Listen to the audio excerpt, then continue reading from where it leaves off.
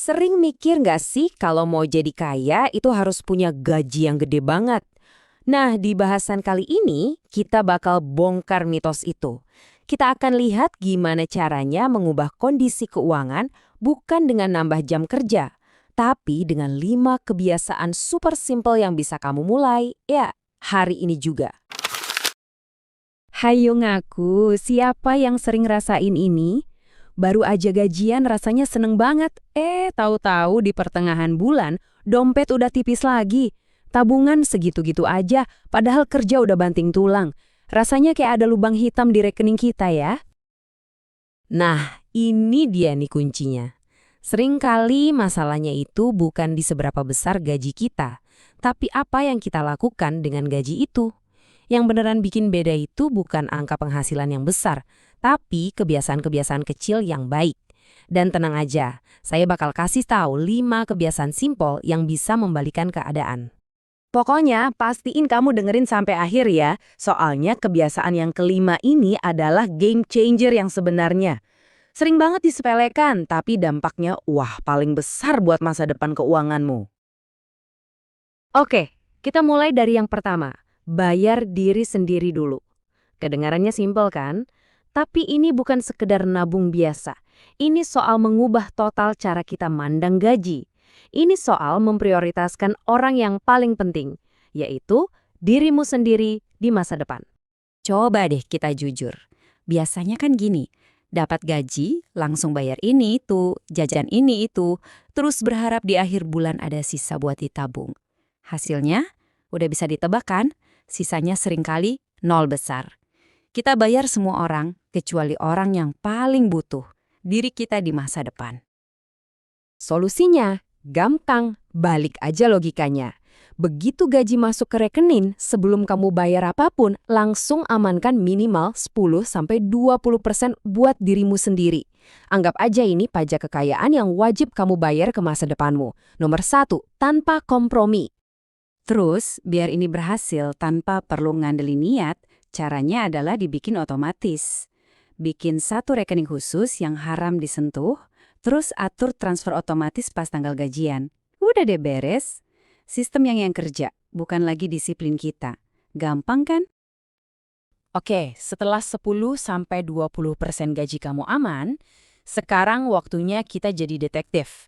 Kita mau mecahin misteri terbesar. Kemana sih perginya sisa uang kita selama ini? Uang kita tuh seringkali hilang bukan karena pengeluaran besar, tapi karena ribuan bocoran kecil yang gak kita sadari. Kopi kekinian di sana, ongkos parkir di sini, jajan kecil di minimarket. Kelihatannya sepele ya, tapi coba deh, kopi 25.000 tiap hari kerja itu setahun bisa jadi 6 juta loh, cukup buat beli gadget baru. Solusinya gampang banget. Mulai sekarang, lacak setiap rupiah yang keluar. Nggak peduli sekecil apapun. Bisa pakai aplikasi di HP atau bahkan catatan biasa. Ingat prinsip ini, kita nggak akan pernah bisa mengendalikan sesuatu yang nggak kita ukur. Lanjut, kebiasaan ketiga. Yang satu ini adalah benteng pertahanan kita buat ngelawan musuh keuangan nomor 1, yaitu belanja impulsif. Kita semua tahu banget monster yang satu ini. Ada notifikasi flash sale, lihat diskon gede-gedean, tiba-tiba otak rasional kita mati total. Emosi yang ngambil alih. Kita beli bukan karena butuh, tapi karena takut ketinggalan alias FOMO. Hasilnya, dompet nangis, lemari penuh sama barang-barang penyesalan. Nah, ini dia senjata rahasianya. Cuma satu angka yang perlu kamu ingat. Angka ajaibnya adalah 24. Gini cara kerjanya. Setiap kali kamu tergoda mau beli sesuatu yang gak penting-penting amat, jangan langsung beli, tahan. Kasih jeda waktu 24 jam. Ini waktu buat otak rasional kamu bangun lagi.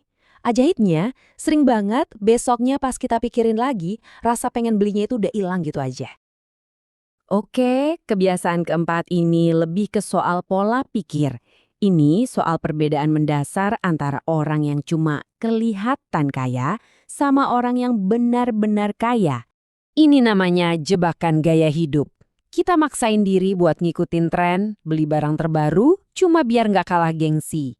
Ini tuh jalan tol menuju masalah finansial. Kita habiskan uang yang belum kita punya buat beli barang yang gak kita butuhin, cuma buat bikin orang lain terkesan. Jangan sampai ya. Bedanya tuh jelas banget. Di satu sisi ada kebutuhan. Ini hal-hal yang kita perlukan buat bertahan hidup. Di sisi lain, ada keinginan. Ini hal-hal yang seringkali cuma buat status. Kekayaan sejati itu dibangun dengan fokus ke kolom kiri dan jadi bijak sama yang di kolom kanan. Jadi, sebelum kamu tap kartu atau scan QRS, coba deh berhenti sebentar dan tanya ke diri sendiri pertanyaan sakti ini. Jawaban yang jujur dari pertanyaan ini bisa nyelamatin dompetmu dari pengeluaran yang nggak perlu. Dan sekarang, kita sampai di puncak, kebiasaan kelima yang menurut saya punya dampak paling besar dan paling tahan lama dari semuanya. Kutipan ini benar banget. Kalau kita nggak ngerti cara kerja uang, kita bakal kerja banting tulang buat ngejar uang seumur hidup. Tapi kalau kita paham, kita bisa balik keadaannya. Kita bisa bikin uang dan aset kita yang kerja keras buat kita. Terus butuh waktu berapa lama buat belajar ini semua? Jawabannya mungkin bikin kaget. Cuma segini, 15 menit sehari. Lebih singkat dari waktu kita scroll-scroll media sosial, tapi imbalannya bisa mengubah hidup. Kamu bisa pakai 15 menit itu buat baca berita bisnis, dengerin podcast keuangan pas lagi di jalan, atau nonton video edukatif kayak gini. Ingat ya, aset paling berharga yang kamu punya itu bukan uang di bank, tapi pengetahuan di kepala kamu. Investasi terbaik itu adalah investasi leher ke atas. Jadi, ini dia rangkumannya. 5 kebiasaan simpel yang kalau digabungin jadi sebuah sistem yang kuat. Pertama, otomatiskan tabungan. Kedua, lacak pengeluaran. Ketiga, tahan godaan. Keempat, fokus pada kebutuhan. Dan kelima, belajar setiap hari. Perubahan besar itu nggak terjadi dalam satu malam, tapi ia dimulai dari satu langkah kecil yang kita lakukan terus-menerus. Jadi, pertanyaan terakhir buat kamu. Dari kelima kebiasaan ini, coba jujur sama diri sendiri. Mana yang rasanya paling menantang buat dimulai? Nah, mulailah dari sana. Hari ini juga.